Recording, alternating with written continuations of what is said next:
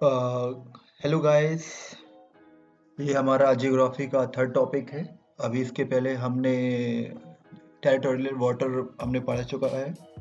अब इसके बाद हम हिमालय पढ़ेंगे। हिमालय में बेसिकली जो अपना विभाजन किया है, भौतिक विभाजन ऑफ इंडिया, इंडिया का भौतिक विभाजन किया गया है। बेसिकली उत्तर का पर्वतीय क्षेत्र में विभाजन किया गया है, उत्तर का भारत का विशाल मैदान किया गया है, प्रायद्वीप पठार किया गया है, एंड तटवर्ती मैदान एवं द्वीप समूह किया गया है।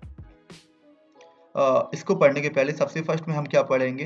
उत्तर का पर्वतीय मैदान, पर्वतीय क्षेत्र, उत्तर का पर्वतीय क्षेत्र। बेसिकली अगर इंडिया का विभाजन हम देखते हैं तो 10.6% में पर्वतीय क्षेत्र है। मोस्टली पर्वतीय क्षेत्र जो है हमारा उत्तर का उत्तर में ही है। 8.5% पहाड़ियाँ हैं, 27.7% पठार हैं, मीन्स जितना मिड में है वो 27 पॉइंट पठार हैं, एंड 43.2% मैदान है। मैदान बेसिकली ये नदियों के नीचे जो भी एरिया है उसके नीचे मैदान है। ओके, सबसे फर्स्ट में अगर हम आते हैं तो उत्तर का पर्वतीय क्षेत्र। उत्तर का पर्वतीय क्षेत्र बेसिकली हिमालय के नाम से हम सभी लोग जानते हैं कि हिमालय है उत्तर में, लेकिन हम ये हिमालय भी बहुत सारी चीज़ों में डिवाइडेड है। इसको पढ़ने के लिए सबसे फर्स्ट में अगर हम हिमालय को जितने पार्टों में डिवाइडेड है उसमें बहुत सारी पर्वतमालाएं हैं, उसके बारे में हमें प्रॉपरली ज्ञान हो तो हम ज़्यादा बेटर अंडरस्टैंड कर पाएंगे। तो इससे पढ़ने के पहले हम सबसे फर्स्ट में आते हैं कि इसका डिवाइड। ओके, बेसिकली हिमालय को चार भागों में डिवाइड किया गया है। बेसिकली ट्रांस, बृहद एंड लघु एंड उप। बेसिकली ट्रांस हिमालय बेसिकली तिब्बती हिमालय, जो तिब्बत के पास पड़ता है, तिब्बती हिमालय। इसमें बेसिकली काराकोरम क्या है? ये काराकोरम, कैलाश पर्वत, दिस इज द कैलाश पर्वत, जास्कर एंड लद्दाख, ये सभी चीजें इसके अंडर आती हैं। आप समझ गए होंगे इतना एरिया जो है। This is the trans Himalaya. Basically अवसादी चट्टानों से मिलकर बना होता है, अवसादी चट्टानों से मिलकर बना होता है ट्रांस हिमालय। इसी में से सतलज, सिंधु, ब्रह्मपुत्र को जो तिब्बत में बोलते हैं संतापो, ब्रह्मपुत्र यहाँ से निकलती है और यहाँ से जाती हुई लाइक दैट, एंड यहाँ से आती हुई दिस वे। सतलज यहाँ से आती हुई इस टाइप चली जाती है और जाके सिंधु में मिल जाती है। सिंधु नदी भी यहाँ से होती हुई लाइक दैट। ओके, तो इसमें सतलज, सिंधु और ब्रह्मपुत्र। के स्क्वायर गार्डविन, जिसको बोलते हैं भारत का सर्वोच्च चोटी, भारत की सर्वोच्च चोटी, ये कहाँ पर स्थित है बेसिकली? और भारत की सर्वोच्च चोटी की अगर हम बात करें तो भारत की सर्वोच्च चोटी गार्डविन ऑस्टिन काराकोरम श्रेणी पे स्थित है। ये बेसिकली पाक अधिकृत क्षेत्र में आती है, पीओके में आती है।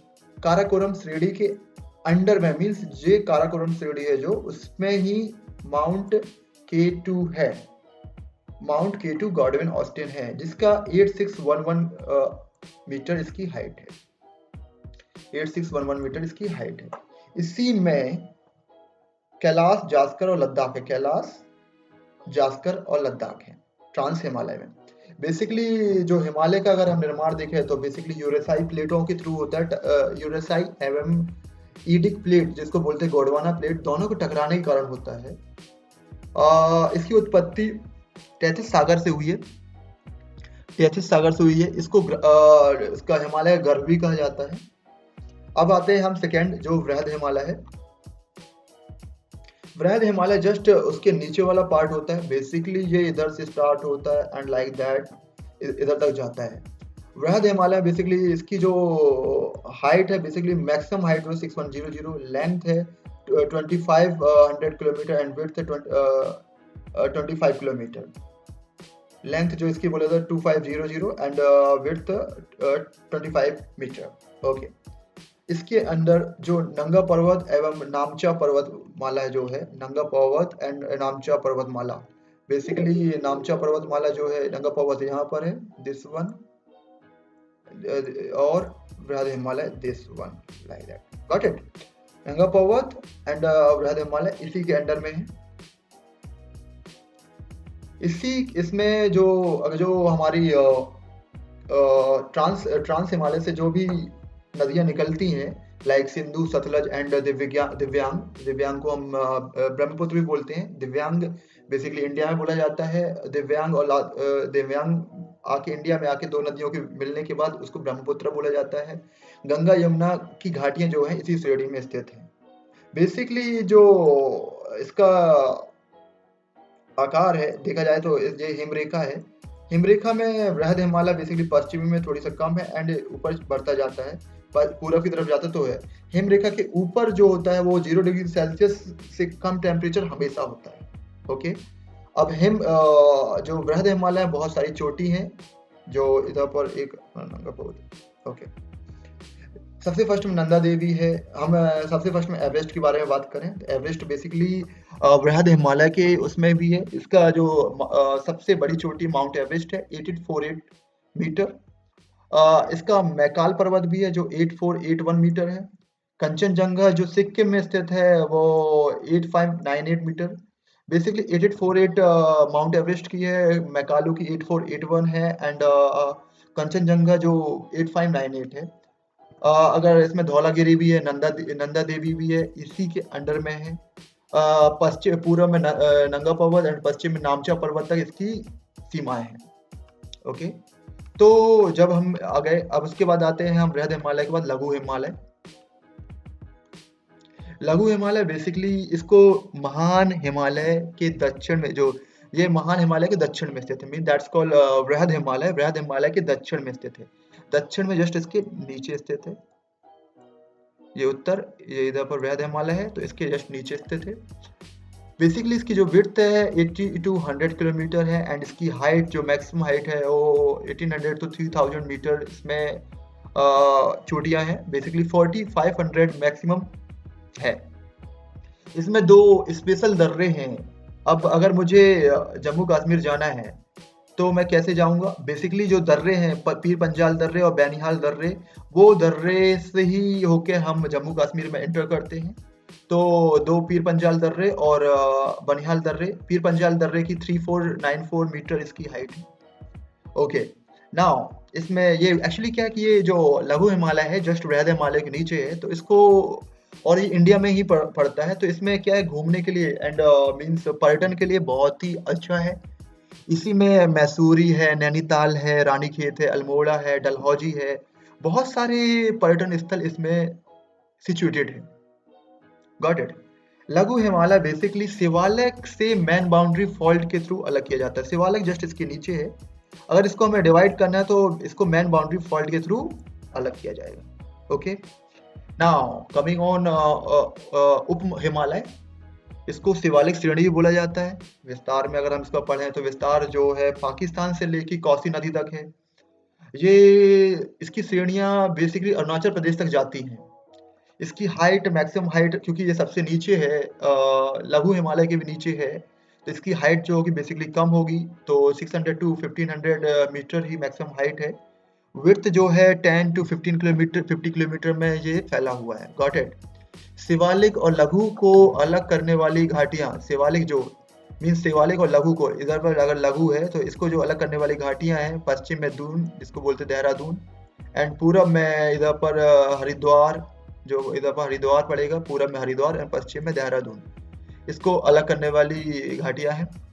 अगर देखा जाए तो शिवालिक के अंदर शिवालिक को यहाँ तक शिवालिक बोला जाता है, लेकिन इसके बाद जो ये एरिया अरुणाचल प्रदेश, इसमें इसको डफला यहाँ पर पड़ता है, मिरी, अवोर एंड मिसमी श्रेणियां इसी के अंडर पड़ती हैं।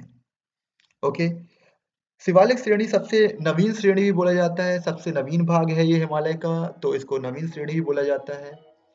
ओके, तो हमने क्या हिमालय पर्वत के बारे में मोस्टली चीजें पढ़ ली हैं। अगर देखें तो ये इस टाइप से डिवाइड किया है, कलर कोडिंग में हमने डिवाइड किया। तो ट्रांस हिमालय में कैलाश पर्वत, इधर पर काराकोरम एंड दिस वन आता है। इधर पर बृहद हिमालय आता है, इसके बाद लघु हिमालय आता है, इसके बाद हमारा शिवालिक श्रेणी आता है। अगर हम इसको थोड़ी सी फास्ट रिवीजन करें तो बेसिकली काराकोरम श्रेणी में ही mount K2 Godwin Austen situated है। बेसिकली इसकी जो 8611 मीटर इसकी सबसे बड़ी श्रेणी है। जस्ट उसके नीचे लद्दाख श्रेणी है एंड उसके बाद जास्कर है। जास्कर और लद्दाख बेसिकली ये ट्रांस श्रेणी में आते हैं। And okay, these are all in trans श्रेणी like that. These are trans श्रेणी। बेसिकली ये हमारी जो बनी हुई है इसको अवसादी चट्टानों से मिलकर बनी हुई है। ओके, उसके बाद आता है बृहद हिमालय। बृहद हिमालय बेसिकली जस्ट इसके नीचे है। इसके अंदर एक नंगा पर्वत एंड बृहद हिमालय आता है। इसमें ही माउंट एवरेस्ट सिचुएटेड है। 84118 mount Everest and mount Everest इसी में है। अन्नपूर्णा है, धौलागिरी है, नंदा देवी है एंड मैकालू इसी में स्थित है। तो उसके बाद आगे जस्ट उसके नीचे शिवालिक श्रेणी है। लघु हिमालय भी जस्ट इसी के नीचे है एंड शिवालिक श्रेणी पे जो सबसे नवीन भाग है।